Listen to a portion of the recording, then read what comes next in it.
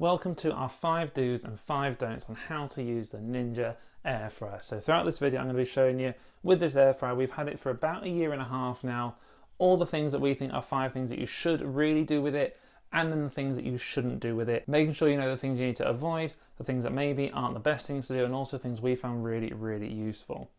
So to get started into this video, we're going to talk about the sync function, and this is the most basic function on the thing, but it's the most useful one. All it does with the sync function, and this is something you should definitely use, is it makes each half of the air fryer match up the times, and so they finish at the same time. So if I was to turn it on, this side I might be wanting to go for 17 minutes, this side I might only want it to go for 10 minutes, let's say. So I'm going to plug those in and I'm going to hit sync. Now when I start up, that means this side is going to hold for 7 minutes. So when I press start, you can see this one started, that one is on hold, and that will start when this gets to 10 minutes.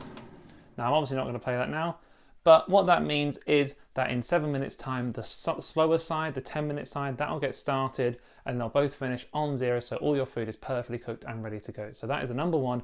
Definitely do use that because it's so useful. The first don't with this air fryer is going to be don't leave the trays dirty after you've used them.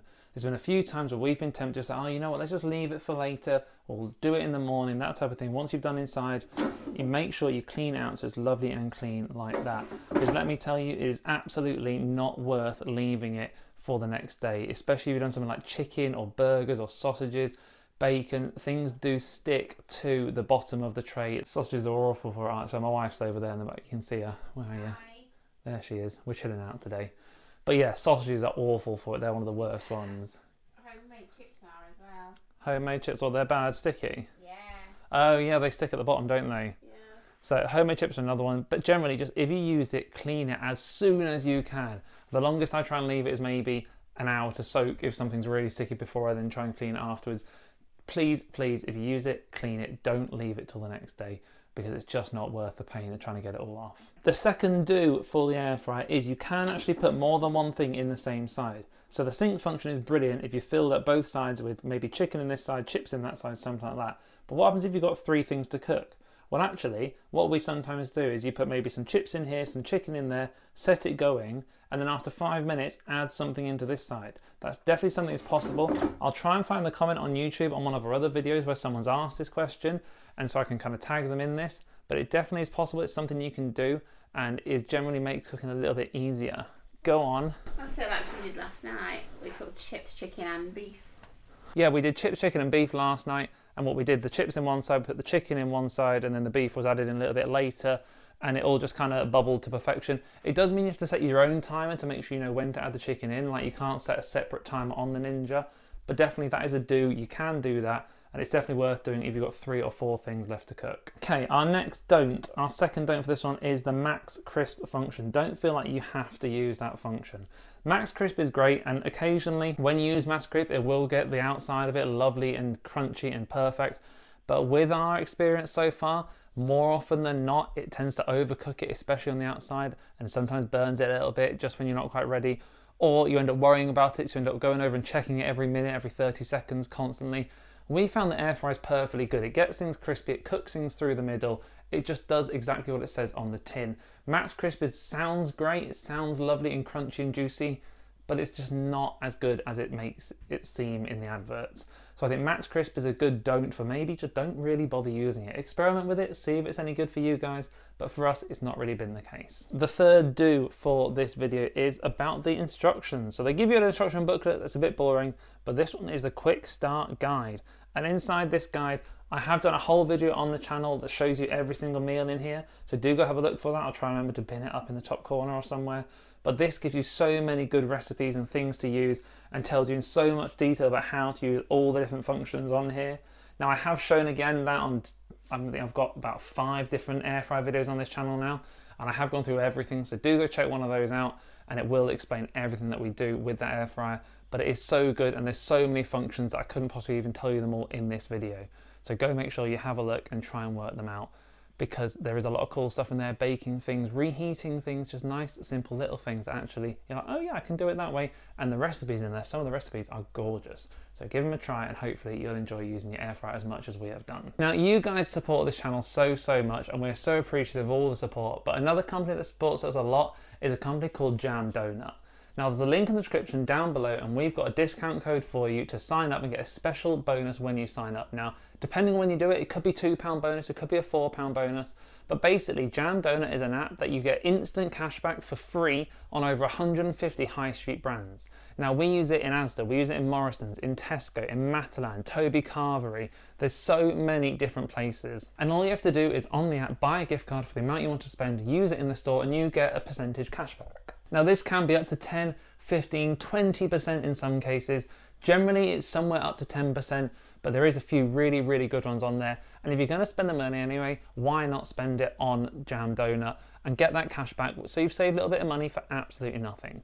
So thank you to them for obviously helping everybody out. Now, we're just putting this out there because we've got our code, and hopefully you guys can use that to get a sign-up bonus, but it generally does change the way we spend money, and hopefully it'll change the way you do to save you guys some money as well. Now, back to the do's and don'ts of this video. For number 3, we're going to say a don't, and we're going to say don't use the temperature settings, particularly at all.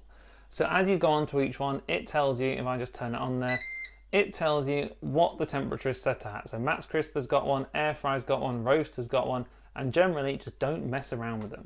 Because we found that we experimented a little bit when we first got it and tried some different temperature on them, and generally it just doesn't work as good as the preset ones. So they preset a temperature for a reason. It's because that's the temperature that's going to work best at. So use what they preset it and just go with it. I think Roast is 190, Max Crisp is 240, Air Fry is just a standard 200 degrees. Nothing beats cooking something at 200 degrees, does it?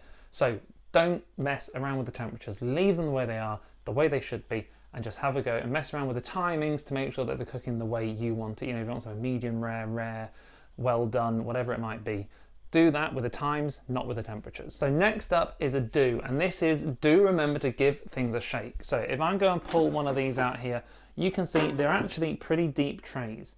And generally when you fill a tray up like this, if you only put a little bit in, it'll cook nice and evenly. But if you fill one of those trays up, it doesn't cook directly through to the middle. No matter how long you leave it on for, the top of whatever is in there will end up getting a bit overdone. The things at the bottom will get a bit underdone.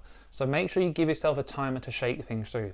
We generally do every 5 minutes-ish. So like if some chips are in for about 15 minutes, then if we go maybe every 5 minutes, we go over, open up, just give it a shake, give it a stir, mix them all around. That generally gets a nice even cook through the middle of all of them. But you do have to obviously set a different timer to that. So we still use our oven timer for that one, and just set one once we get it going, just to remind us to go over and check it. It is a little bit annoying, and I love it. Like, we used to have an old air fryer that had a natural spinning cycle, so it moved everything around. You didn't have to go and shake it, which was perfect. But the cooking quality of that wasn't quite as good. So, you know, there's pros and cons to both. But yeah, do remember to go over and give things a shake as you go through and cook. Now, next up, we're going to go and do a don't. And our don't is in relation to where you put the air fryer. Now, this is the mistake we made. We put our air fryer in the corner of the room, nice and close to the wall, out the way, which looks lovely. And we've left it there because by the time we realised our mistake, it was kind of too late to do anything about it. But if you pull the air fryer out, you can see down there, actually left a mark on the wall. Now, that's because the hot air comes out of these vents down here. Now, it's not that bad a mark, it's not really that visible, and when the air fryer's there, you can't see it at all. And because the air fryer never moves in our kitchen, that's why we've left it there. We're just not too worried about it because it's just gone. And one day when the air fryer breaks or we move it or something, we'll then sort the wall out behind it. But don't put it too close to the wall. Don't do the mistake we did, because as you can see, it left a mark. It's a bit of a pain. It's a bit annoying knowing it's there. But when you stand like this, you can't even see it at all. So at least there's that. But yeah, it's a bit of a pain. It's a bit annoying. And I'll show you again. You can see down there, it's just that kind of orangey mark because all the hot air comes out these vents at the back. So just make sure you leave a little bit more of a gap than what we did. Our final do for this video is about cooking times in the air fryer. Now, the quick start guide I mentioned earlier give you loads and loads of cooking times, and there's also a few handy little ones on the side on a sticker there that you can use. But there's one simple rule to know how long it takes to cook something.